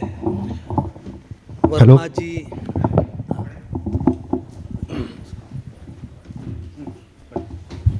डॉक्टर सोनी जी से निवेदन करूंगा। डॉक्टर सोनी साहब के पैर में चोट लग गई, इस वजह से उनको चलने में तकलीफ, वरना 86 साल तक इन्होंने कभी दवाई नहीं खाई। इनके पिताजी MBBS MD। आपटे साहब के फादर का भी आप कुछ बोलने वाले थे? इनका हो जाए। अच्छा अच्छा, आपके साहब के फादर को बुलाते। और आपटे साहब के पिताजी मुकुंद आपटे साहब, आप अगर स्टेज पे आ सके तो बहुत अच्छा। 2 मिनट के लिए आइए अंकल, प्रेरणा स्रोत हो आप। और एक जानकारी और दूं कि वर्मा जी ने जो आज आप लोगों को बातें बताई कि प्रभु पे शरणागति, इनके अंदर भी बहुत क्रोध था, बहुत ईगो था, ये था, इनके फ्रस्ट्रेशन होता था। इनकी रिसर्च जो एक चलन में आता है उसको दूसरे इनके सीनियर्स अपने नाम से प्रस्तुत कर देते थे। और इनका जो ये सब चीज़ गली उनकी भाषा में, आप जो हमारे भारत के बहुत ही बड़े संत हुए रामसुखदास जी महाराज के कृपा पात्र हैं, इनको उनका आशीर्वाद मिला, उनके सिर पे हाथ रखा और उसी क्षण इनका ये सब गायब हो गया। आप रामसुखदास जी महाराज के कृपा पात्र हैं, इसके कारण ये चीज़ें गईं। और निश्चित रूप से मानिए, आज इन्होंने डिटेल में नहीं बताया, कैंसर का एकमात्र कारण है आपके अंदर कहीं ना कहीं डर और क्रोध है, फ्रस्ट्रेशन है। कोई भी कैंसर पेशेंट आपके परिवार में, जब आप उसकी स्टडी करेंगे, उसके अंदर निश्चित रूप से मानना कि बहुत बड़ा कैंसर के सेल हमारे सबके अंदर होते हैं, कैंसर के सेल सबके अंदर होते हैं, उसको इग्नाइट करने का काम करता है, उसको जो आग में घी डालने का काम करके कैंसर के रूप में बनाने का, और अकाल समय मृत्यु का आपका अपना भय, फ्रस्ट्रेशन, डर, ये सारी चीज़ें हैं। इस चीज़ को आप लोग बहुत ध्यान से सुनिएगा। और मैं जो है सोनी साहब, देखिए, अभी जो लेक्चर में बताया कि भाई हमको भोजन पे नियंत्रण रखना होगा, कम खाना होगा, और दूसरा विकार जो आजकल की बीमारी के मुख्य कारण है। अब मैं आपको 3 एग्जाम्पल्स देता हूँ। आप डॉक्टर अनिरुद्ध, बैठी सर, आप डॉक्टर अनिरुद्ध आपटे साहब के पिताजी हैं, एज 90+, चेहरा देखिए 90+ में, निरोगी। और इनको मैंने 14 दिसंबर को पूछा कि सर हमको भी आप अपना गुरु मंत्र दो, आप 90 क्रॉस हो गए, मैं तो 84 का ही हूँ। तो इन्होंने बोला मैं शाम को कभी कभी खाता हूँ, अदरवाइज शाम को मैं नहीं खाता हूँ, केवल एक टाइम भोजन लेता हूँ और माइंड पूरे शांत। अब दूसरा एग्जांपल दूंगा डॉक्टर सोनी साहब का, 86, दिल्ली से अकेले आए, इनको इनवाइट किया। इनके पिताजी MD एलोपैथी के, और इन्होंने जीवन में कभी भी कोई दवा नहीं ली, जीवन में। और चेहरे पे देखिए तेज, 86 की उम्र में अकेले आए। पैर का एक्सीडेंट हुआ है, उसमें प्लेट स्क्रू लगाए गए हैं, चलने में तकलीफ है, वो छोड़ दो तो बिल्कुल नहीं। और आज भी हमको ये मार्गदर्शन देते रहते। और तीसरा, मैं हूँ भाई 84 का, और मैं आज अभी सूरत में हूँ, शाम को दिल्ली जाएंगे मैं और डॉक्टर सोनी। और दिल्ली में 2 दिन बाद हमारा पॉडकास्ट है, सवा घंटे का NMF न्यूज़ चैनल में। इतना सब हम कर पाते हैं क्यों? क्योंकि इसको ठीक रखा और भोजन कम किया। तो मेरा ये कहना कि इनको भगवान ने कोई अलग शरीर नहीं दिया है, भगवान ने कोई कपट नहीं किया है। जो शरीर आपको दिया वो शरीर इनको भी दिया है। अगर ये निरोगी रह सकते हैं तो आप लोग क्यों नहीं? तो ठीक है, अब डॉक्टर सोनी सर से बोलेंगे।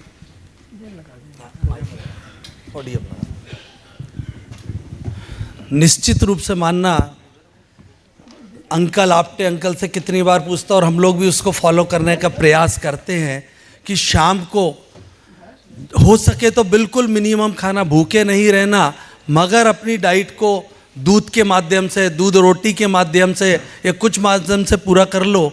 एक समय निश्चित कर लीजिए, उसके बाद फिर थाली की क्रेविंग नहीं आना चाहिए। साल में 10, 5, 15 दिन अलग बात है। इस चीज़ का गुरु मंत्र अगर आपने ले लिया। दूसरा, क्रोध, जलन, इन चीज़ों से बचोगे तो आप निश्चित रूप से डर, कैंसर से हम बहुत कुछ मुक्ति पाएंगे। सबसे पहले आप सबको मेरा प्रणाम।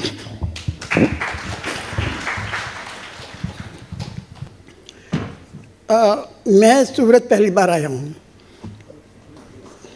और कहीं पूरे इंडिया में मैं जाता हूँ लेक्चर के लिए। एक चीज़ मैं बता दूँ आपको, कोरोना के टाइम में और जब एड्स एंड HIV फैला था 84 में, तो उस समय भी मैंने लोगों को अपना प्रिवेंटिव मेडिसिन दिया और भगवान की कृपा से जिसको दिया है वो न तो कोरोना का बुखार हुआ है, न किसी प्रकार का कोई प्रॉब्लम हुआ है।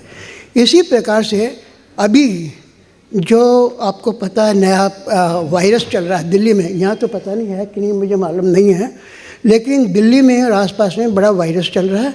और उस वायरस में भी मेरी एसोसिएशन ने और वर्मा साहब के सहयोग से हम प्रिवेंटिव मेडिसिन दे रहे हैं। आज यहाँ आने का मतलब मेरा यही है कि मैं सबसे पहले आप लोगों के दर्शन करूं और अपनी भावनाएं बताऊं। देखिए, मेरा जैसे मैंने बताया कि 66 इयर्स का मेरा एक्सपीरियंस है और उसमें जो पीछे आवाज़ आ रही है मेरी, तो वो मेरा ये होता है कि मैं ये जानना चाहता हूँ कि बीमारियाँ क्यों होती हैं और उसका कारण क्या है, उसका निदान क्या। हालांकि वर्मा साहब ने बहुत कुछ बताया, उसको मैं रिपीट नहीं करूँगा, टाइम ख़राब करने का कोई फ़ायदा नहीं है। लेकिन जो मेरे अनुभव में हुआ है, खान पान सबसे बड़ी चीज़ है। एक्सिड बनता है, ज़्यादा बनेगा तो भी ख़राब है, कम बनेगा तो बुरा है। लेकिन सबसे बड़ा कारण ये है कि अगर मैं पॉपुलेशन के लिहाज से देखूं तो जेंट्स से लेडीज़ ज़्यादा बीमार होती हैं। क्यों बीमार होती है, इसका कारण क्या है? उसका कारण सबसे बड़ी चीज़ है कि लेडीज़ में टॉलरेंस पावर बहुत होती है। अगर आपको बर्दाश्त का मादा जिसको कहते हैं, अगर आपने कोई बात कह दी जो उनके लाइकिंग की नहीं है तो वो कुछ बोलेगी नहीं, मन में रखेगी। वो मन में रखना सबसे ख़तरनाक चीज़ है। और जेंट्स में क्या होता है, अगर किसी प्रकार का गुस्सा हुआ, किसी ने बताया, तो 10-5 मिनट में इधर उधर करेगा और अपना भूल जाएगा उसको। लेकिन लेडीज़ नहीं भूल पाएगी वो, क्योंकि वो अकेली रहती है, घर में काम करती है और दिमाग में वही घुमा के क्यों हुआ। तो ये एक बीमारी का कारण ये होता है। ये आपको जैसे ही एंगरनेस आएगा, जैसे ही आपका किसी प्रकार का प्रॉब्लम होगा, बीमारियाँ बढ़ जाएगी, नसों की बीमारी हो जाएगी। आपको पता है आज के टाइम में सबसे बड़ी 3-4 बीमारियां हैं जो सबको तकलीफ सबको होगी। सबसे पहला आपका होता है ये डायबिटिक। आप देखेंगे छोटे से छोटे जो एज के होंगे, जिनको कभी हम सोच नहीं सकते, उनको डायबिटिक हो रही है। आर्थराइटिस, छोटे जहाँ जाओ देखो मेरे तो घुटनों में दर्द हो रहा है, मेरे तो कमर में दर्द हो रहा है, मेरी। और भाई क्यों हो रहा, कारण तो बताओ ना। कारण उनका यही है खान पान। दूसरी चीज़ ये है कि मन में सोचना, साइकोलॉजिकल इफेक्ट हो जाना, और उस इफेक्ट से जा कर के वो किसी प्रकार का अपने बीमारी में। तीसरा क्या होता है, जैसे भी वर्मा साहब ने बताया, 26,000 बीमारियाँ हैं। ये मैं नहीं कह रहा हूँ और इंडिया के नहीं कह रहे हैं, ये WHO और बाहर के जो साइंटिफिक हैं उन्होंने इसका रिसर्च किया है। अभी लास्ट टाइम मेरा जो टीवी प्रोग्राम है उन्होंने बताया था 26,000 तो बहुत बड़ी चीज़ है। हमारे जो डॉक्टर्स हैं, जो चिकित्सक हैं, वो मेरे ख्याल है 26 को छोड़ करके 160 बीमारी भी अच्छी तरह से नहीं बता पाएंगे। कारण ये है, अगर मान लो किसी को कैंसर हो गया, जैसे भी वर्मा साहब ने बताया, कैंसर में जो हमारे मॉडर्न चिकित्सक हैं या मॉडर्न हॉस्पिटल्स हैं, वो इलाज करेंगे, फिर कहेंगे केमोथेरापी करा लो। केमोथेरापी तो करा लो, केमोथेरापी का असर क्या होगा ये देखो। ठीक है, केमोथेरापी कराएंगे, उसमें जर्म्स तो मर जाएंगे, लेकिन उल्टा असर क्या होगा, उसका खून जलेगा, उसके अलावा उसके हड्डियाँ कमज़ोर हो जाएगी, उसके अलावा चर्म जो दूसरा चर्म रोग हो जाएगा, तीसरा उसको क्या है कि गरीब इसके पाँव ये है हड्डियाँ इतनी खोखली हो जाएगी कि आप चलने के लिए क्या बहुत आप अच्छे ताकतवर हैं, लेकिन जैसे ही 5, 7, 10 कोर्स केमोथेरापी के लिया और आप उठेंगे तो आपको किसी का सहारा लेके जाना पड़ेगा। तो क्या हुआ, एक तरफ आपका फ़ायदा हुआ, दूसरी तरफ इतना नुकसान हो गया कि आप बिस्तर से उठ ही नहीं पाएंगे। मेरे को बॉम्बे में आज के 1 साल पहले, वो टाटा मेमोरियल है ना, बॉम्बे है, टाटा मेमोरियल हॉस्पिटल में मेरे एसोसिएशन का तरफ से मैं गया था वहाँ विजिट करने के लिए। तो वहाँ ये मेन कैंसर का ही है ये। तो मैंने उनके जो एमडी थे, एमडी क्या कहते हैं उसको, एमडी नहीं कहते, एमडी कहते हैं मैनेजिंग डायरेक्टर, नहीं क्या कहते हैं, मैनेजिंग डायरेक्टर कहते हैं उनको, मेडिकल डायरेक्टर टाटा कैंसर के। हाँ, मैंने उनसे पूछा, मैंने कहा जी एक बात बताइए, आपका बड़ा अच्छा आप नोबल काम कर रहे हैं, जो केमोथेरापी कर रहे हैं, कैंसर का इंतजार कर रहे हैं, लेकिन इसका उल्टा असर क्या है। तो वो मेरे को जवाब देता है, जी इसका हम क्या कुछ नहीं कर सकते। मैंने कहा कुछ करने की बात नहीं है, मैं ये पूछ रहा हूँ कि जो आपने केमोथेरापी दिया है उसकी साइकिल 8, 10, 11 साइकिल होती है। अगर आपने 11 साइकिल नॉर्मली लिखा है, एक साइकिल में ही पेशेंट कमज़ोर हो जाएगा। तो अब 11 साइकिल उनको दियो, 11 साइकिल दोगे तो क्या होगा, बिल्कुल आपका लीवर पर इफेक्ट होगा, बॉडी पर इफेक्ट होगा, आपके हड्डियों में इफेक्ट होगा, आपके साइकोलॉजिकल इफेक्ट होगा, और अल्टीमेटली क्या करेंगे, अब तो मरना ही है, मरना ही है, अब तक कोई हम कुछ नहीं कर सकते। तो कहते हैं जी इसमें हमारे पेची में कुछ नहीं है। तो अभी वर्मा साहब के साथ मैं कल एक पेशेंट देखने गया था, क्या नाम है उनका, वो पेशेंट देखने गए थे कैंसर का, बड़ौदा पे या दिल्ली की क्लिनिक? नहीं, दिल्ली में रात को जो चले थे। हाँ सिमी जी,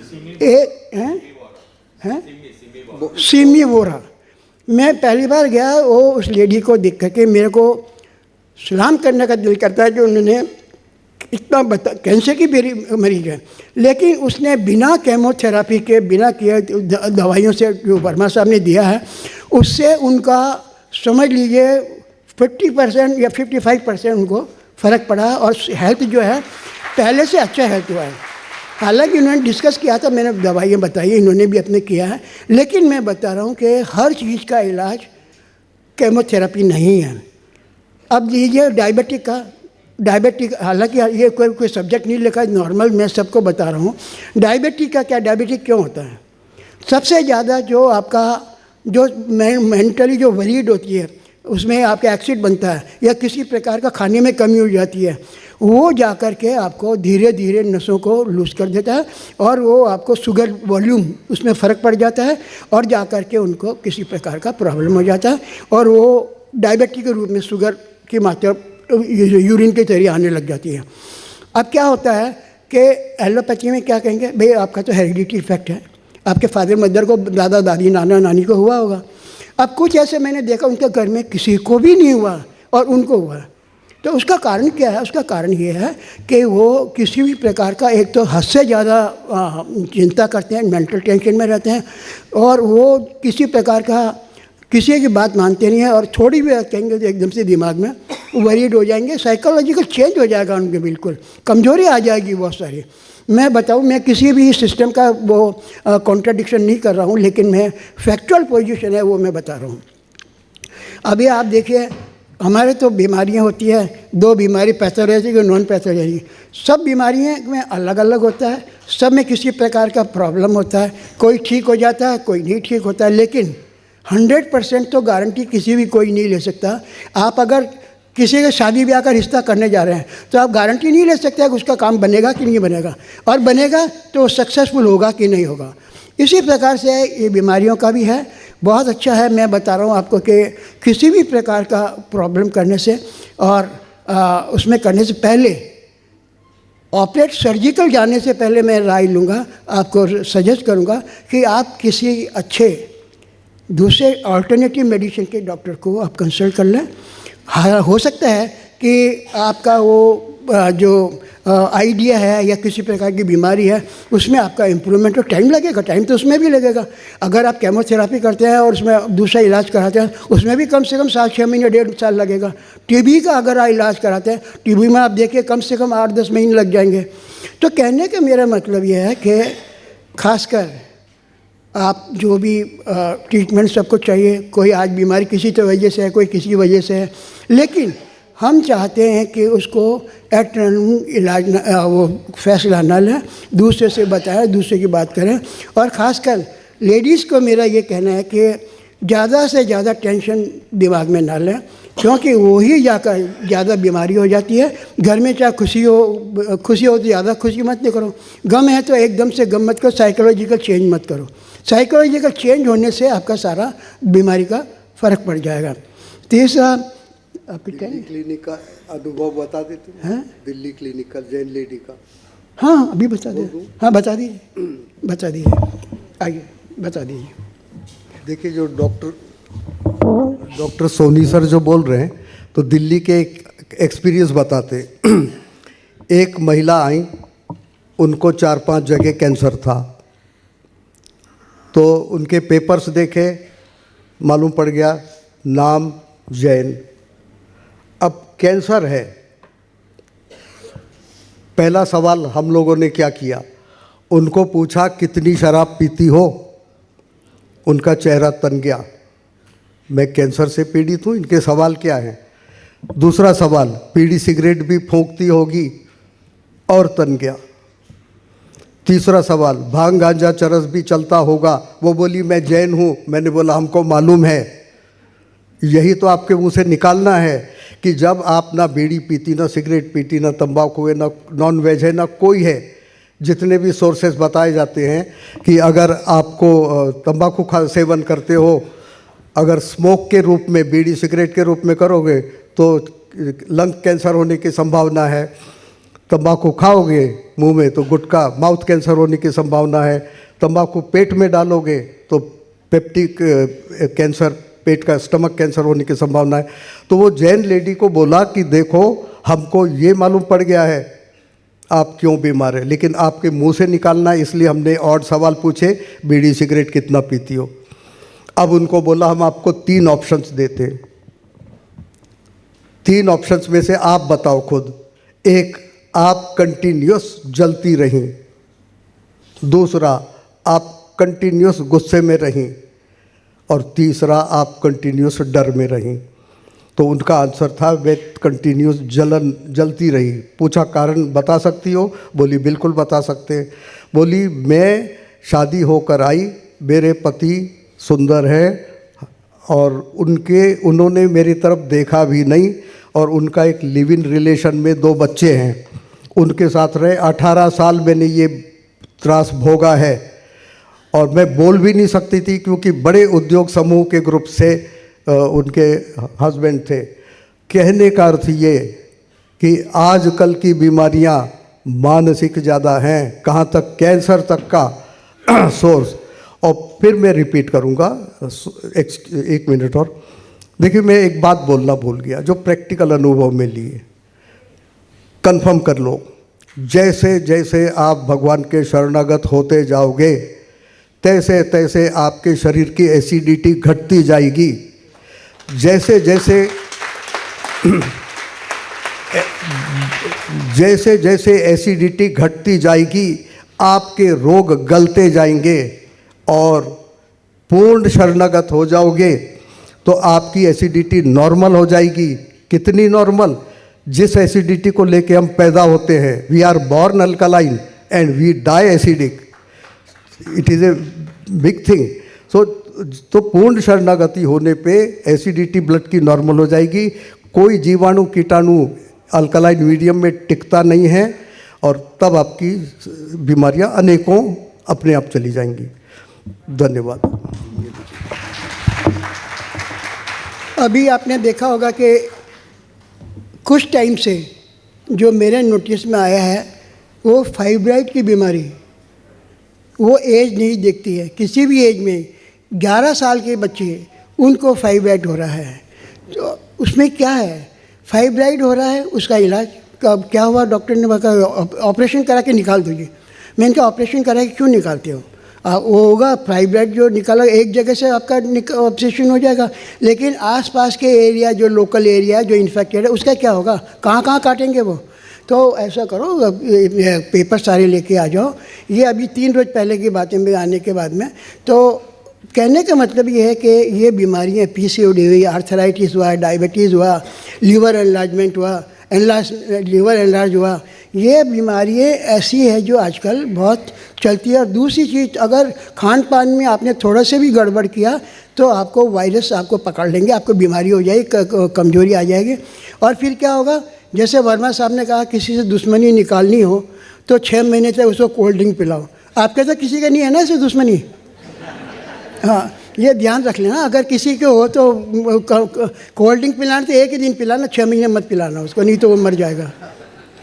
दूसरा ये मैं चाहता हूँ कि आपको दवाइयाँ, सिर्फ 4 दवाइयाँ मैं आपको बता रहा हूँ। आप किसी भी चीज़ में कभी भी ऐसा हो आप आजमा करके देख लो। अगर किसी को गुस्सा आ रहा, साइकोलॉजिकल परेशानी हो रही है, कुछ हो रहा है, तो उसको आप इग्नेशिया दे दें, इग्नेशिया दे दें। 30 की मात्रा में होता है। ये प्रिवेंटिव बता रहा हूँ मैं, ट्रीटमेंट नहीं बता रहा हूँ। तीसरा जी,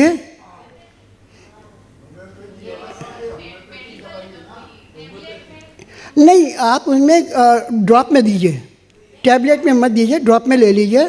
और वो एक कंपनी आती है, बड़ी जर्मन कंपनी है, WSI की कंपनी है, उनका ले लीजिए, उनका अच्छा रिजल्ट होता है।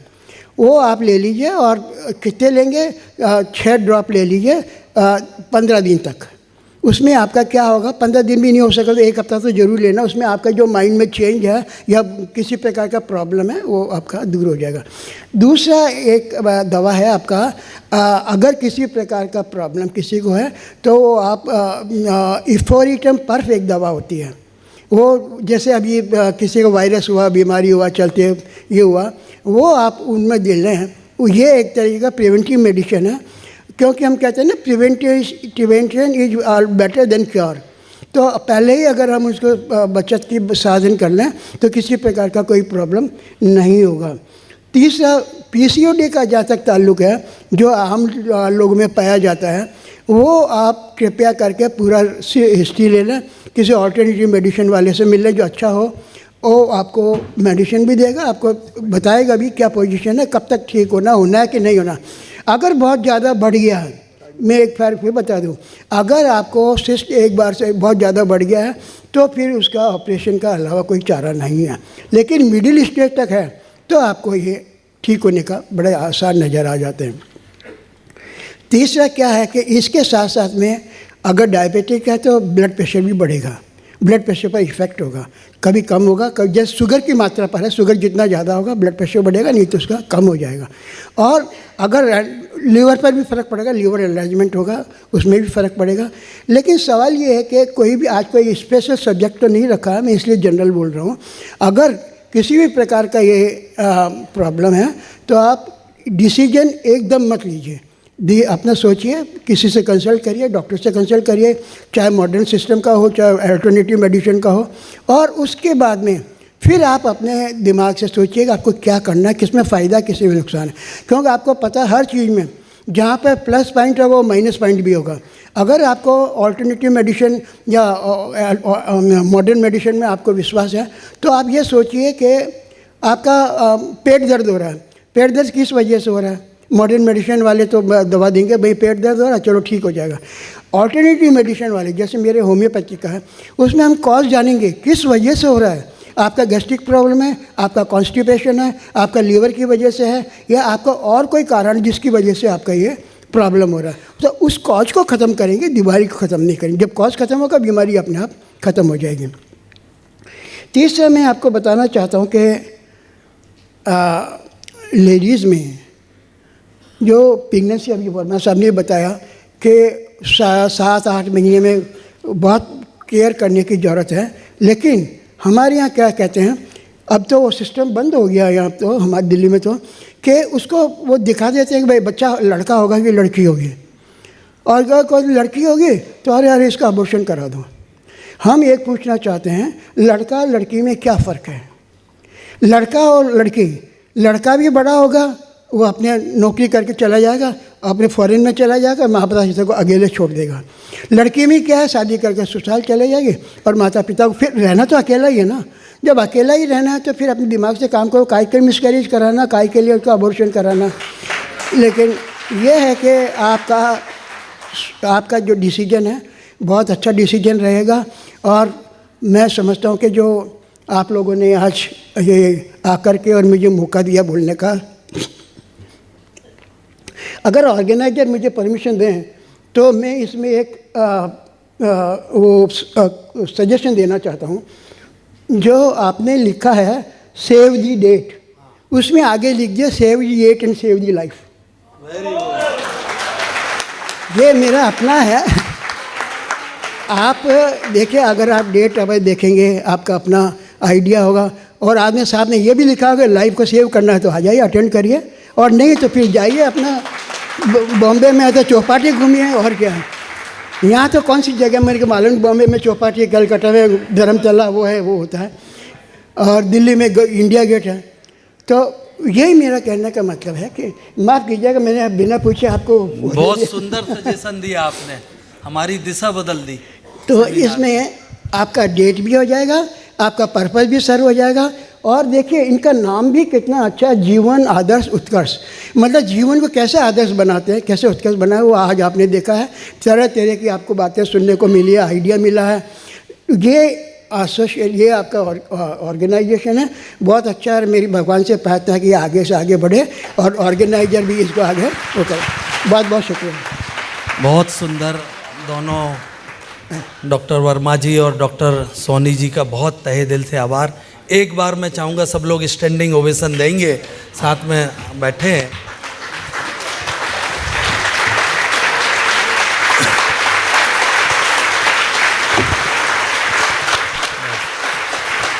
हमारा पूरा प्रयास रहता है कि इस सेमिनार के माध्यम से आप लोगों में जागृति लाएं और आगे बढ़ाएं।